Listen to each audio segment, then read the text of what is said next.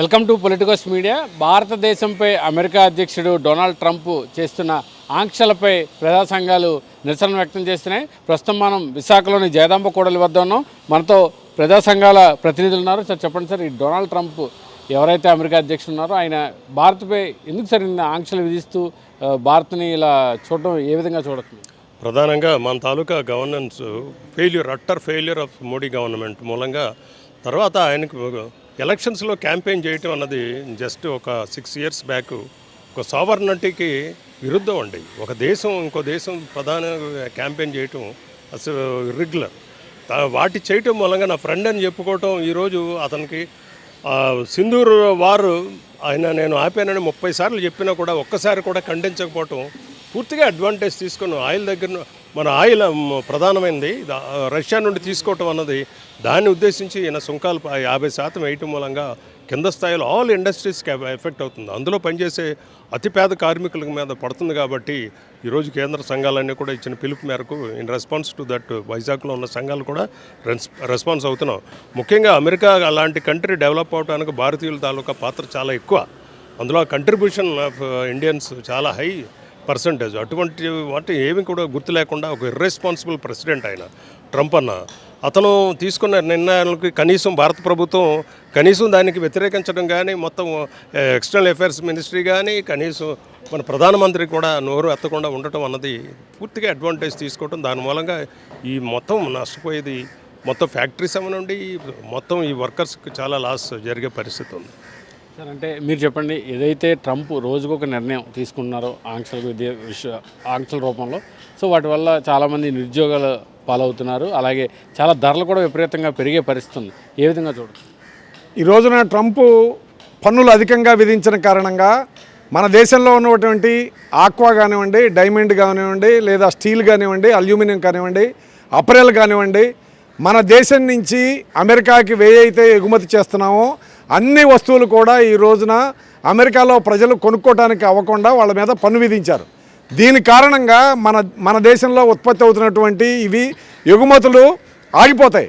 ఈ ఎగుమతులు ఆగిన కారణంగా ఈ పరిశ్రమల్లో పనిచేస్తున్నటువంటి కార్మికులు అందరూ కూడా ఈ రోజున ఉపాధి కోల్పోయి రోడ్డును పడేపెట్టేటువంటి పరిస్థితి అనేది ఉంది. ఇది తీవ్రమైనటువంటి నష్టం మన దేశానికి, మన ప్రజలకి. కాబట్టి దీన్ని వ్యతిరేకించాల్సినటువంటి అవసరం ఉంది. వ్యతిరేకించాల్సినటువంటి కేంద్రంలో ఉన్నటువంటి ప్రభుత్వం ఈ రోజు వరకు కూడా నిమ్మకి నీరెత్తినట్లుగా వ్యవహరిస్తుంది తప్ప దీన్ని ఖండించిన పరిస్థితి, వ్యతిరేకించిన పరిస్థితి అనేది లేదు. ఇది తీవ్రమైనటువంటి నష్టం. మన విదేశీ విధానానికి ఇది విఘాతం. మన విదేశీ విధానం అనేది మన దేశ ప్రయోజనాలు కాపాడుకోవడం కోసం వినియోగించాలి. కానీ మన దేశ ప్రయోజనాలు మానేసి ట్రంప్కి మద్దతుగా ట్రంప్ నా మిత్రుడని చెప్తూ అదే ట్రంప్ చేస్తున్నటువంటి చర్యల్ని వ్యతిరేకించకుండా మన దేశానికి నష్టం కలిగిస్తున్నటువంటి మోడీ చాలా దుర్మార్గంగా ఉంది. ఇది దేశానికి నష్టం. కాబట్టి మోడీ తన వైఖరిని మార్చుకోవాలి. మన దేశం అలీన విధానం ఏదైతే ఉందో స్వతంత్ర విధానం, ఆ విధానాన్ని మనం స్వాతంత్రం వచ్చినప్పటి నుంచి మనం ఆ విధానాన్ని అనుసరిస్తున్నాం.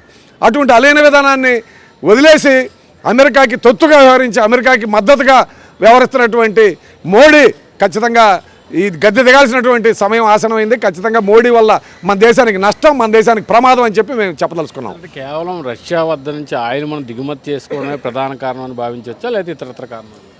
రష్యా ఒక్కటే ఆయిల్ దిగుమతి చేసుకోవడం కాదండి, అది కూడా ఒకటి కావచ్చు. కీలకం ఏంటంటే ఈరోజు అమెరికాలో వాళ్ళ ఆర్థిక వ్యవస్థ సంక్షోభంలో ఉంది. అమెరికా అప్పుల పాలై ఉంది. అమెరికా వాళ్ళ సంక్షోభం నుంచి బయటపడటం కోసం ఇటువంటి డైవర్సిటీ పాలిటిక్స్ అనేది ఈరోజు ట్రంప్ చేస్తూ ఉన్నాడు. వాళ్ళ పెట్టుబడిదారీ వ్యవస్థ అనేది ఈ రోజున దివాళా తీసేపోయిన పరిస్థితి అనేది ఉంది. మరి మన ప్రపంచంలో అమెరికా ఈరోజు పెట్టుబడిదారీ వ్యవస్థలో అగ్రగామిగా ఉంది.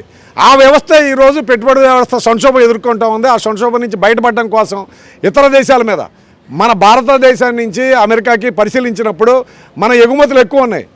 వాళ్ళ అమెరికా డెఫిసిట్ ఉంది. ఆ డెఫిసిట్ని తగ్గించుకోవడం కోసం ఈ రోజున అమెరికా ఇటువంటి చర్యలకు పాల్పడుతూ ఉంది. వాళ్ళ దేశాన్ని కాపాడుకోవడం కోసం వాళ్ళు ప్రయత్నం చేస్తున్నారు. మరి మన దేశాన్ని కాపాడుకోవడం కోసం మనం చేయాలా లేదా అన్నప్పుడు మన దేశాన్ని కాపాడుకునే చర్యలు మనం సరిగా చేపట్టట్లేదు అనేది మా అభిప్రాయం. మీరు చెప్పండి, ప్రధానంగా ఏదైతే ఆంక్షలను ఏ విధంగా మీరు తిప్పుకొడతారు, ఏ విధంగా చూడవచ్చు? ఈరోజు మోడీ గారు కనీసం ఈ ఆంక్షలపై స్పందించట్లేదు. మొదటిది. రెండోది, ఏప్రిల్లో 25% ఆంక్షలు ఈరోజు టారిఫ్ని పెంచామని చెప్పేసి ట్రంప్ గారు ప్రకటించారు. మళ్ళీ లాస్ట్ మంత్లో మరొక 20% చెప్తున్నారు. అంటే సుమారుగా 50% బయటకు కనిపిస్తున్నా రెట్టింపు అయినట్లే ఈరోజు పన్నులు అన్నట్లే. ప్రధానంగా ఈరోజు అల్యూమినియం కానీ, స్టీల్ కానీ, లేదా టెక్స్టైల్ కానీ, మందులు కానీ, ఇటువంటి అన్ని రంగాల మీద ఈరోజు భారతదేశం నుంచి ఎగుమతులు చేస్తూ ఉన్నాం మనం. ఈ ఎగుమతులు అన్నిటిపైన కూడా ఈరోజు ప్రభావం పడుతుంది. ఈరోజు ట్రంప్ చెప్తుంది కానీ, అమెరికా చెప్తుంది కానీ స్వేచ్ఛా మార్కెట్ ఉండాలి, పోటీ మార్కెట్ ఉండాలి. ఆ రకంగా పోటీ మార్కెట్ ఉన్నప్పుడే ప్రపంచం అభివృద్ధి అవుద్ది, దేశం అభివృద్ధి అవుద్ది, ఎవరు ఎక్కడికైనా వెళ్ళి వ్యాపారం చేసుకోవచ్చు, ఎవరు ఎక్కడికి వెళ్ళైనా ఉద్యోగాలు చేసుకోవచ్చు అని చెప్పేసి ఒక సిద్ధాంతం చెప్తున్నారు వాళ్ళు. మరి అటువంటి సిద్ధాంతం చెప్పేటప్పుడు మరి భారతదేశం నుంచి వచ్చే దిగుమతుల కోసం ఎందుకు మీరు సుంకాలు విధిస్తున్నారు? ఇంతకుముందు ఇదే భారతదేశం సుంకాలు విధిస్తే ఆ రకంగా విధించకూడదు, ఇది ప్రపంచీకరణ సరళీకరణ విధానాలు అమలు చేయాలి, మీరు ఎల్పిజి పాలసీస్ అమలు చేయాలని చెప్పేసి 91 నుంచి ఈరోజు మన మీద రుద్దుతూ ఉన్నారు. మరి అటువంటి రుద్దుతున్నప్పుడు ఈరోజు అదే స్వేచ్ఛా మార్కెట్ని విఘాతం కలిగించేటట్లు ఈరోజు సుంకాలని పెంచుతూ ఉన్నారు. కానీ ఆ రోజు అమెరికాని సంక్షోభం నుంచి బయటపడడం కోసం, అమెరికాలో ఉద్యోగాలు పోతున్నాయి కాబట్టి వాళ్ళ ఉద్యోగాలు కాపాడుకోవడం కోసం, భారతదేశ ఉద్యోగస్తులందరూ విదేశీ ఉద్యోగస్తులందరూ బయటకు పంపించడం కోసం వాళ్ళు ఇష్టారాజ్యంగా వ్యవహారం చేస్తున్నారు. అందులో భాగంగానే ఈరోజు ఈ సుంకాలు పెంచేది. కానీ అందుకు మేము అడగదలుచుకుంది ఏంటంటే, ఇక్కడ మోడీ ప్రభుత్వానికి ఈరోజు అమెరికాకి సంక్షోభం నుంచి బయటపడడానికి మీరు విధానాలు అవలంబిస్తారా, లేదా భారతదేశాన్ని కాపాడడానికి అవలంబిస్తారని చెప్పేసి ఈరోజు కేంద్రంలో ఉండే మోడీ ప్రభుత్వాన్ని ప్రశ్నిస్తూ ఉన్నాం. ఇలాగే రాష్ట్రంలో కూడా కూటమి ప్రభుత్వం కూడా ఆ రకంగా ఆలోచన చేయాలి. ఎందుకంటే ఈ రాష్ట్రంలో కూడా ప్రధానంగా స్టీల్ కానీ, అల్యూమినియం కానీ, ఈరోజు ఆక్వా కానీ ఇటువంటి పరిశ్రమలు అన్నిటి కేంద్రాలుగా ఉన్నాయి. ఈరోజు దేశంలోనే చూసుకునేటప్పుడు ఆక్వాకి మొదటి స్థానంలో మనమే ఎగుమతులు చేస్తూ ఉన్నాం. అటువంటిప్పుడు ఇక్కడ ఉండే కూటమి చంద్రబాబు నాయుడు, పవన్ కళ్యాణ్ కూడా స్పందించాలి.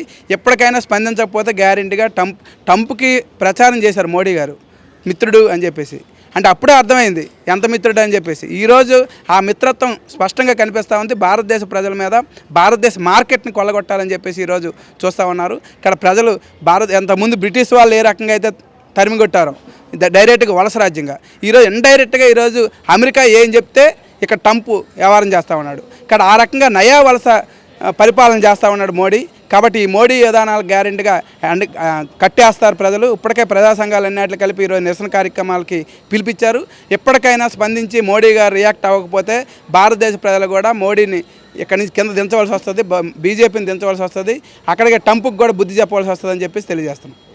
ఏదైతే అగ్రరాజ్యంగా చెప్తున్నటువంటి అమెరికా ఏదైతే ఉందో తీవ్ర సంక్షోభంలో ఉందని, ఆ సంక్షోభం నుంచి గట్టెక్కే క్రమంలో భాగంగానే ఈ భారత్పై ఈ టారిఫ్లని, పన్నులని ఇవన్నీ విధించడం తీవ్ర అన్యాయమని, ఏదైతే ఇప్పుడు వరకు మోడీ గారు ఈ విషయంపై స్పందించలేదని, తక్షణమే కేంద్ర ప్రభుత్వాలు విదేశాంగ శాఖ దీనిపై దృష్టి పెట్టి, ఎందుకంటే ఇప్పటికే అమెరికాలో ఈ టారిఫ్ల పేర్లతో భారత్ నుంచి ఎగుమతి అయ్యే ప్రతి వస్తువుపైన అత్యధిక ధర పలకడంతో అక్కడ ఉన్నటువంటి భారతీయులు కూడా తీవ్ర ఇబ్బందులు పడే పరిస్థితి ఉన్న నేపథ్యంలో ఇప్పటికైనా కేంద్ర ప్రభుత్వం దీనిపై దృష్టి పెట్టి ఒక చర్చలు జరిపి దీనిపై ఒక కొలిక్కి తీసుకురావాలని ప్రజా సంఘాలు అయితే కోరుతున్నాయి. కెమెరామెన్ ముఖేష్తో కిరణ్, పొలిటికోస్, విశాఖ నుంచి. Please subscribe to the channel and download the Politicos app from the links in the description.